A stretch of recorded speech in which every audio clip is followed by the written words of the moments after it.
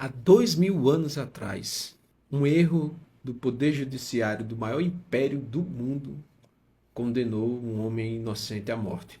2000 anos.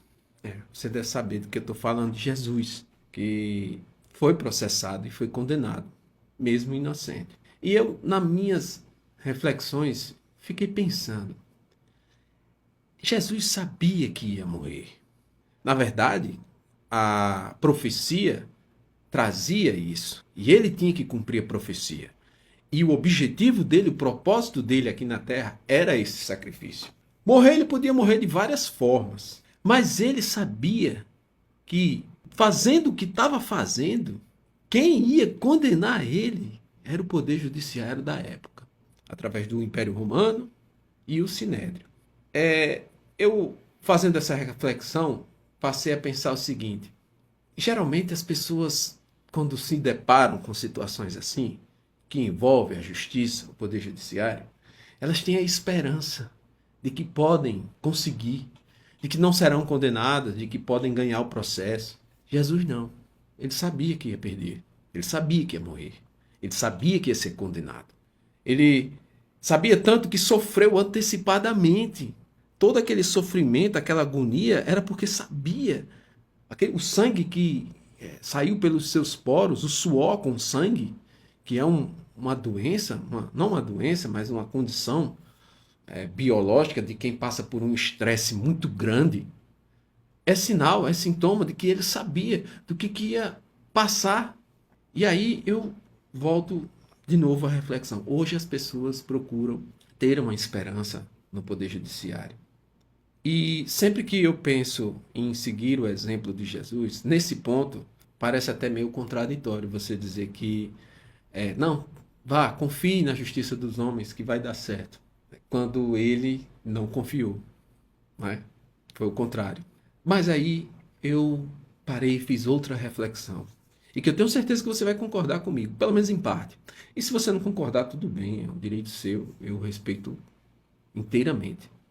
Mas veja, assim como até a morte de Jesus, o sacrifício dele, a gente não tinha esperança por conta do pecado, assim também as instituições e o poder judiciário incluído nelas não tinha a esperança, ou pelo menos as pessoas que controlavam, que estavam investidas de poder, não tinham a esperança que passaram a ter depois que Jesus veio e deixou o evangelho dele, a pregação dele na terra. Eu vou tentar explicar de outra forma.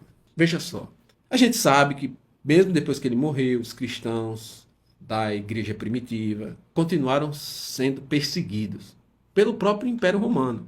E essa perseguição aconteceu até um momento em que um imperador, que curiosamente era politeísta, acreditava em vários deuses, não era cristão, mas a mãe dele era. Então, eu acho que, né, de tanto pedir, meu filho, meu filho, meu filho, ele se compadeceu. E aí dizem, né, os historiadores, que outras razões políticas também pesaram bastante. Mas o que a gente sabe é que ele reuniu tudo com o poder que tinha como imperador, todos os bispos, né, da igreja, reuniu tudo, fez aquele concílio de Nicéia e ali refundou a igreja naqueles modos, unificado sobre igreja única, religião única do Império Romano. E a partir daí, o cristianismo começou a ganhar a capilaridade que hoje tem no mundo inteiro. Do ponto de vista histórico, foi a partir daí que realmente começou a pregação, o evangelho, por todos os cantos do mundo. E isso porque Jesus veio, deixou a palavra, e essa palavra começou a fazer um efeito no coração dos homens, homens que, por sua vez, controlavam as instituições. Ainda hoje é assim, pessoal. Ainda hoje é assim. A gente nunca vai ficar livre do erro do poder judiciário, de uma pessoa inocente que é condenada, porque Jesus veio para tirar o pecado original, mas não nos tornou perfeitos. A gente ainda erra. Somos pecadores. E como é natural de uma pessoa que peca, é também natural que essa pessoa possa errar em qualquer âmbito ou atividade que ela faça na vida, inclusive julgando. Aliás, é no julgamento que a gente mais erra.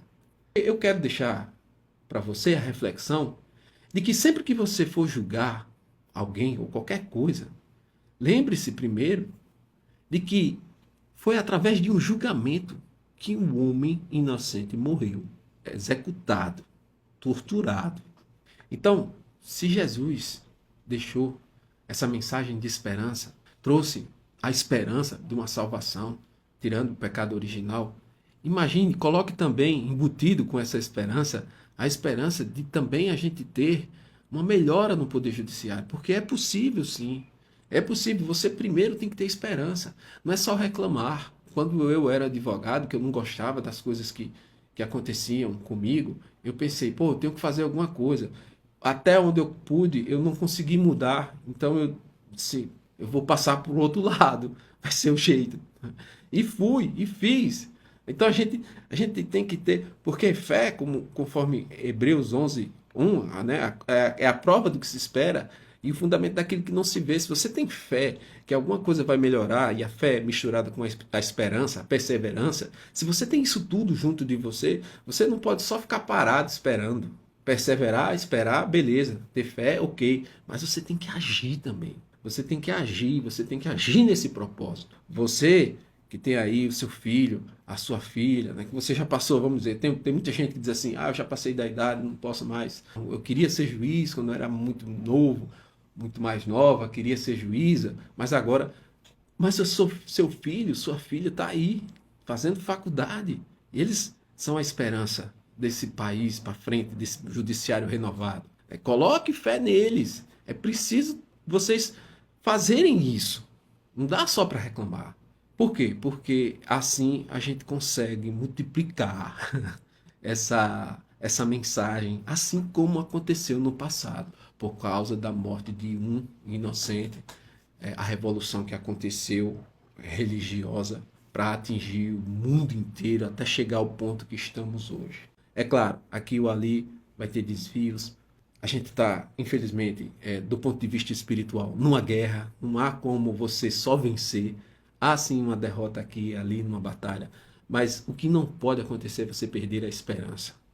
Nem no propósito e na salvação. E aproveite também e não perca no Poder Judiciário. Beleza? Valeu!